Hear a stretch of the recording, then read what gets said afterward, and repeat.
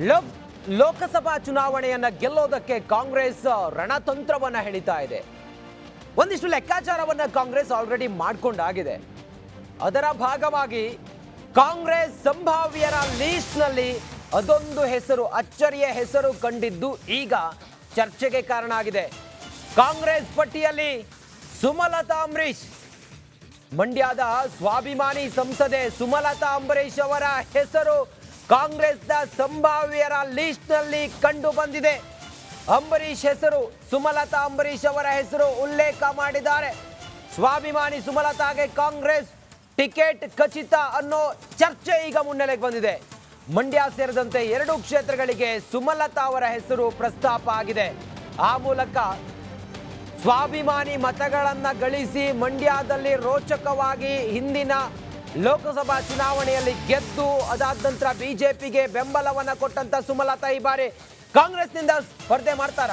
ಸುಮಲತಾ ಸೇರ್ಪಡೆಯನ್ನ ಗೌಪ್ಯವಾಗಿ ಕಾಂಗ್ರೆಸ್ ಪಾಳೆಯ ಇಟ್ಟಿದ್ಯಾ?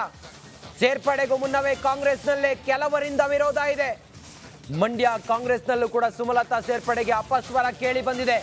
ಎಲ್ಲಾ ನಾಯಕರ ವಿಶ್ವಾಸವನ್ನ ಪಡೆದುಕೊಂಡು ಆ ನಂತರ ಮುಂದಿನ ಕ್ರಮವನ್ನ ತೆಗೆದುಕೊಳ್ಳುವ ತೀರ್ಮಾನ ಏನಾದರೂ ಇದೆಯಾ? ಲೋಕಸಭಾ ಚುನಾವಣೆ ಹೊತ್ತಿನಲ್ಲಿ ಅಧಿಕೃತ ಘೋಷಣೆ ಮಾಡುವಂತ ಸಾಧ್ಯತೆ ಇದೆ. ಒಂದಂತೂ ಕ್ಲಿಯರ್ ಆಗಿದೆ, ಸುಮಲತಾ ಅಂಬರೀಶ್ ಅವರು ಕಾಂಗ್ರೆಸ್ ಕಡೆ ಹೆಜ್ಜೆ ಇಟ್ಟಿದ್ದಾರೆ ಅನ್ನೋದು ಇದರಲ್ಲಿ ಬಹಳ ಕ್ಲಿಯರ್ ಆಗಿ ಗೊತ್ತಾಗ್ತಾ ಇದೆ. MP ಕ್ಯಾಂಡಿಡೇಟ್ ಕೊಡ್ತೀವಿ, MP ಕ್ಯಾಂಡಿಡೇಟ್ ಕೊಡೋಕ್ಕಿಲ್ಲ ಅಂತಿದ್ವಾ? JDS ಅಲ್ಲಿ ಡಿಸೈಡ್ ಆಗಿದೆ ಅಂತ ಆಗಲಿ, ಅದು ಅವ್ರ ಪಕ್ಷಕ್ಕೆ ಬಿಟ್ಟದ್ದು. JDS ಅಲ್ಲಿ BJPನಲ್ಲಿ ಯಾರು ಆಗ್ತಾರೆ ಯಾರು ಬಿಡ್ತಾರೆ ಅದನ್ನು ನಮಗೆ ಸಂಬಂಧ ಇಲ್ಲದೆ ಇರೋ ವಿಚಾರ. ಅವ್ರು ಯಾರನ್ನಾರು ಫಿಕ್ಸ್ ಮಾಡ್ಕೊಳ್ಳಿ. ಬಟ್ ನಮ್ಮ ಪಕ್ಷದ ಅಭ್ಯರ್ಥಿಯನ್ನು ನಾವೆಲ್ಲ ಶಾಸಕರು, ಕಾರ್ಯಕರ್ತರು, ಲೀಡರ್ಗಳು ಕೂತು ಡಿಸ್ಕಸ್ ಮಾಡಿ ನಮ್ಮ ಹೈಕಮಾಂಡ್ ಜೊತೆ ಚರ್ಚೆ ಮಾಡಿ ತೀರ್ಮಾನ ಮಾಡ್ತೀವಿ. ನಾವು ತಯಾರಾಗಿದ್ದೀವಿ. ಇನ್ನೂ ಹೆಸರನ್ನ ಬಿಡುಗಡೆ ಮಾಡಿಲ್ಲ, ಸಂದರ್ಭ ಬಂದಾಗ ಬಿಡುಗಡೆ ಮಾಡ್ತೀವಿ.